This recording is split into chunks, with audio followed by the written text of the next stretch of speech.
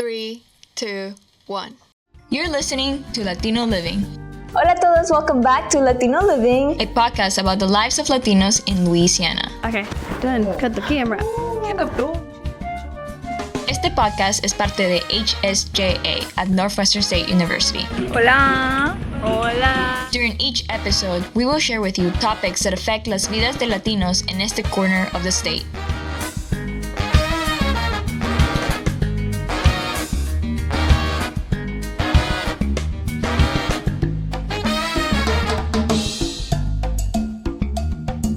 Hola a todos, welcome back to Latino Living. Y bienvenidos to our third season. I'm your host, Leah Portillo. And I'm Isabel Juarez. Did y'all like the intro I just saw?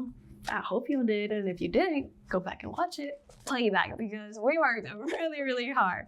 But anyways, today we have a special topic in honor of Hispanic Heritage Month starting this week. What is it, Isa? It's no Sabo kids. Iconic, right? Very. And so the reason we did this episode is because we want to, highlight all of the No Sabo kids that are, growing up in this generation, and that kind of be a place to find their culture. Yes, I think it's very important to talk about this as more second generation Latinos are, maybe like learning Spanish or like discovering their Hispanic roots and don't know where to kind of start. And what better way to introduce nuestro podcast with a topic that can, prevent some people from getting to know their Latino self, but also ignite others to get to know who they are and learn more about their Latinidad.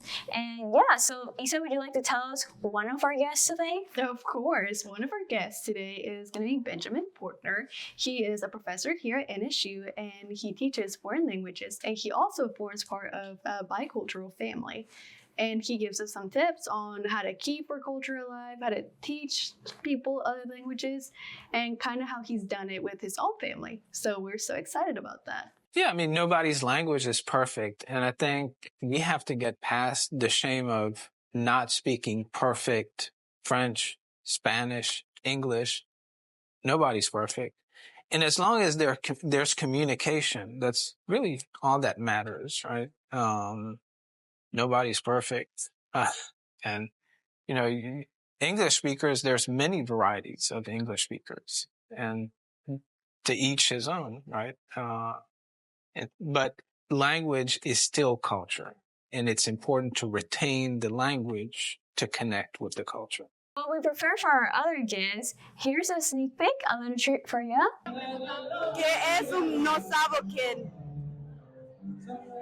Un dicho.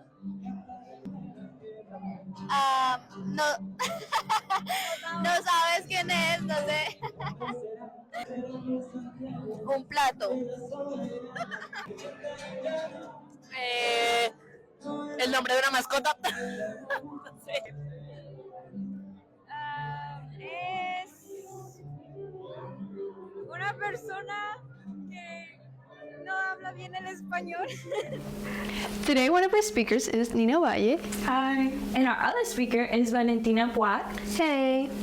Nina, would you like to tell us a little bit about you? Hi, I'm Nina. I'm from New Orleans. My dad was born in America and moved to Guatemala with his parents who were born in Guatemala until he was age 8. And my mom is born in America, raised in America. I was born in America as well.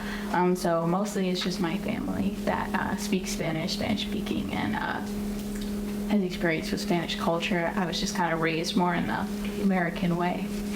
Okay, well, what about you, Valentina? Hi, I'm Valentina. I'm from Mesa, Louisiana, and my family is from Guatemala, and I grew up in a Spanish-speaking household. Oh, okay, so we got two Guatemaltecas in the house. Mm-hmm. We love that. Today we're going to be talking about No Sabo kids, and just a refresher, No Sabo kids are people that were born in America that have Hispanic heritage, and they didn't learn the Spanish language growing up. And so, guys, would y'all consider yourselves No Sabo kids? Yeah, I would. It's okay. Whenever I immigrated here at the age of 9, I came with my dad and his wife is American, so I wasn't speaking Spanish all the time like everyone else. Like Isa has that experience of speaking Spanish in the household, but I had to speak English and Spanish. So it's kind of like weird. I get all confused, and sometimes I am a no sabo kid. What do you think, Isa? For me personally, I also have like those moments, but since all my siblings and my parents both speak Spanish, we like practice that a lot, and we just mainly keep English like outside the house. But it's definitely practice, and it's very hard trying to keep up with 2 languages. What do you guys think? I think it is really hard to keep up because, like, growing up, my parents were like, speak Spanish at home, but at school, it's just consistent English. So coming back home and having to transition, it's very, like, difficult because in your head, you're thinking so much, like, in both languages, so where, like, you get confused, I would say. What about you? I know you don't really know Spanish really well, but tell us a little bit. Yeah, I probably know the least here, but for me, since my mom doesn't speak any Spanish and my dad is fluent in Spanish, when I was younger, we were more Spanish speaking, and then around age 6, my parents got divorced, and I spent most of my time with my mom, so I was only speaking Spanish when I was at my dad's house or around Spanish at my dad's house, and then eventually I kind of just grew more to spending time with my mom, so less time with the Spanish side of my family, so I just kind of grew out of that. You guys have an interesting background, right? Because you are from North Louisiana and Nina is from South Louisiana. So how has the location in Louisiana influenced the way that you see Hispanic culture? I know New Orleans has a huge Hispanic community, but for you, Valentina, in Mansfield, what was that like? Honestly, there's not many Hispanics in like the area where I grew up in, which made it really hard for me to meet other people who spoke the same language or who even shared like a similar culture, which made it very hard for me to even recognize like who I want to be or like how my family is. So it was just really hard to kind of like understand around that. So. Yeah, and like similar to her, I grew up in, well, whenever we moved back here, I grew up in like middle Louisiana, so Senla. Which also has very minimal Hispanics. Me and my siblings were like the only Hispanics in all of our high school and junior high years. So that also made it hard to keep in touch with our culture because we were just like, coming back home, and that's whenever we would speak but very little Spanish because like, we were tired, we had a homework in English, we had to watch TV in English to be able to learn English to a proficient level and be fluent in it. So I think like, that definitely has a lot of influence with it. Yeah. So what do you think, Nina? What about growing up in an area with a lot of Hispanics? How was that? Yeah, so New Orleans definitely has a big Hispanic community. Most of my friends were actually from Honduras. It's okay, girl. Honduras? Showing guys. Yeah, so I have a lot of friends and family that spoke Spanish. So around my family, obviously they had their own accents, and most of my friends had their own accents. And most of the culture that I experienced was from my friends rather than my family. So one of my favorite foods is pupusas because, like, that's not even a Guatemalan thing, really. So yeah, most of my experience was from outside of my family rather than inside of my family, to be honest. To be fair, pupusas are really Salvadoran, but los hondureños, we just take that and run with it because, we love a good pupusa. But yeah, I feel like New Orleans has a variety of cultures. I know there's a large Honduran population, and I grew up an hour and a half south of New Orleans. So even though my community wasn't very Hispanic feel because my actual parish where I lived had a lot of Mexicans and Honduran immigrants, but it wasn't as together as New Orleans is. I would get to go to New Orleans, try the food, and so it was better than being in North Louisiana where there's not a lot of restaurants that are for Hondurans or Guatemaltecos or there's a lot of Mexican restaurants. Call me love. But yeah, so I guess one of the questions that I have for y'all is, give me a little bit a story, a moment where you felt a no sabo kid. I feel like the moment where like I genuinely felt like a no sabo kid is like talking to like my other Hispanic friends back home because they'll like make mention of some things and I'm like, what?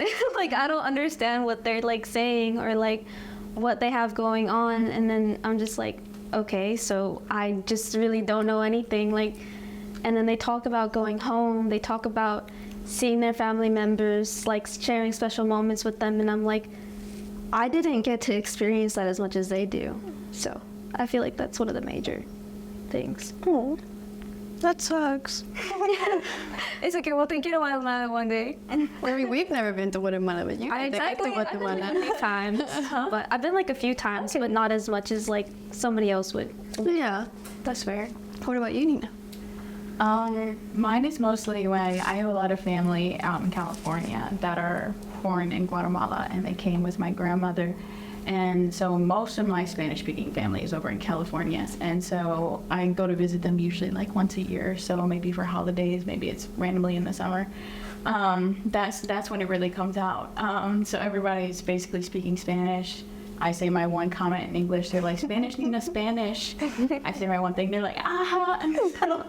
So either I'm speaking English and being, picked on, and then when I do speak Spanish, they're like, oh, we hear your accent, that's English. So yeah, probably when I'm around my family. Yeah. Which Hispanic families are also very known to be very picky, or like very, bullying is number one.